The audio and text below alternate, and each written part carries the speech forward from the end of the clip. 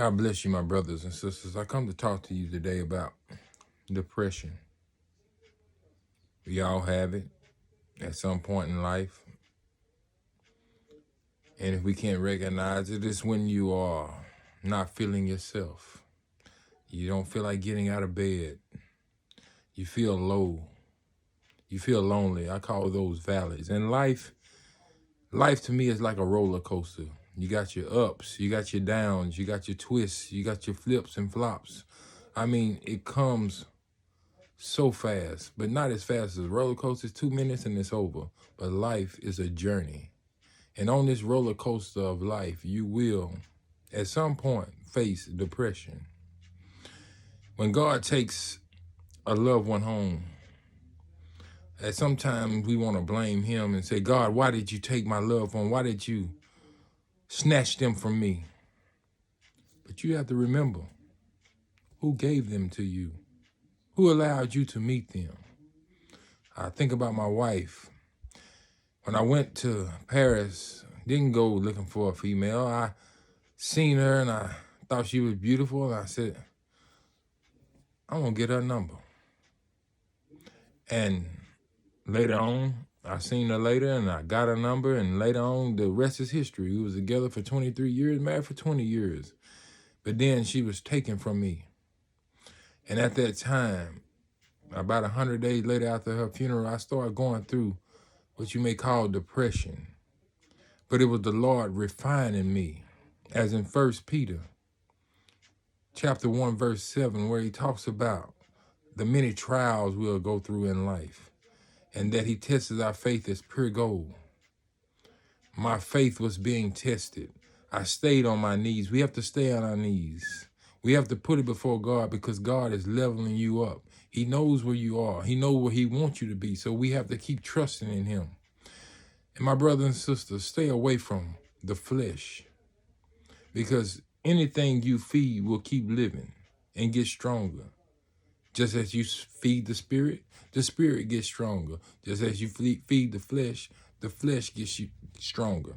So if you stop feeding the fleshly things of this world, it will die. So I ask you right now, brothers and sisters, stop feeding the flesh. The flesh ends in a place that you really don't want to be in. It can take you down to the bottomless parts of this world, having you begging and pleading for this and that, doing things that you shouldn't do. But if you live by that spirit which God has given you so richly, you will be okay. For I think David said he never seen the righteous forsaken nor begging for bread. So I ask you, my brothers and sisters, today, are you going to make a choice? Which team are you going to play on? Just like the Super Bowl today, there's two teams. There's the flesh team, which Satan runs that team, and then there's the spirit team, which God runs that team. So I ask you right now, brothers and sisters, when are you going to stop chasing after the flesh and the fleshly things? We think because we got all these trials coming at us at once. Sometimes if it's not one thing, it's another. Boom, boom, boom, boom. And we can't stop it. So we grab a drink. We grab whatever it may be to try to cope with it. But all that is just a blanket. Eventually, you got to take that blanket off and face it head on. So in my life, what I've come to realize through praying and talking to God, put on the armor of God and face it head on. Because I'd rather fight that giant today as David did Goliath and kill that giant and move on to the next thing than me having to keep facing this giant every day, every day, every day. Because I'm not finna be a soldier of God's and keep running. It's time for us Christians to jump up and say, hey, I'm not religious. I have a relationship with my father as I have a relationship with my earthly father or my earthly mother or whoever raised you. You have a relationship. That's what God wants with you. And God will take us through things that's painful, but it's just to refine us. It's just to make us better. Refining is purifying you, showing you that you are stronger than you think you are. A lot of times people say God is seeing how strong I am. No, he's showing you how strong he made you. He made you stronger than you ever could dream or think of. So I ask you, my brothers and sisters, today, what are you going to choose, the spirit or the flesh? For he already tells us what the flesh desires: sexual immortality. It's drunkenness, it's greedy, it's angry, it's mean, it's boastful, it's proud. Why don't we just have love and love one another? Why don't we pick our brothers and sisters up? Stop pointing the finger and saying who's to blame. There's a saying, don't cry over spilled milk. Get a mop and mop it up. Clean it up. Let's not keep living in this fleshly world. God has called us out of this world. He's called us out of this world to be his disciples, to give people that joy that you have, to show them the joy that God has given you through Jesus Christ that died on the cross. I call him Yeshua. Yeshua is his Hebrew name. Yeshua has your back. He's going to clothe you. He's going to keep you complete.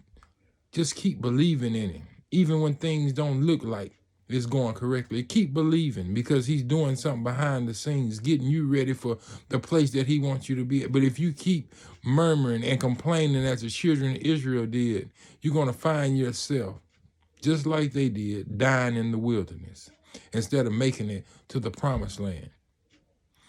Keep yourself together. Keep your mind off these worldly things. Keep your mind geared toward the Lord, because the Lord has things in store for you. But we have to pass that test. You know how hard it has to get for gold to be tested and melted down? It's very hot. So it's going to be uncomfortable. It's going to be to the point where you say, I can't take this no more, Lord. But you'll be surprised how much you can take. And on the other side, you'll thank God for taking you through all the things that you had to go through to get to where you are, because you are more than a conqueror. And if the world be against you, he's more than the world that is against you. So if it's just you and the Lord fighting the world, you and the Lord is more than the majority. He's got your front, he got your back, he got each side. And the angels will guard and keep you all the days of your life. I ask you to be blessed. I ask you to walk after the Spirit. I ask you to put down the lust of the flesh. And I ask you to love yourself, regardless on how you look. Stop putting lip injections and stop making your chest bigger and stop putting butt injections in there. God made you the way you are, and you are perfect to him. Don't modify what God has made already perfect. Clean the inside up and the outside to take care of itself. God bless you. And I ask you, don't run from the depression, because it's just refining you to be perfect, to be pure, to teach you humbleness, to teach you not to be anxious for anything. So keep fighting the good fight of faith, my brothers and sisters. I love you. And if you ever need me, you know how to find me. God bless you.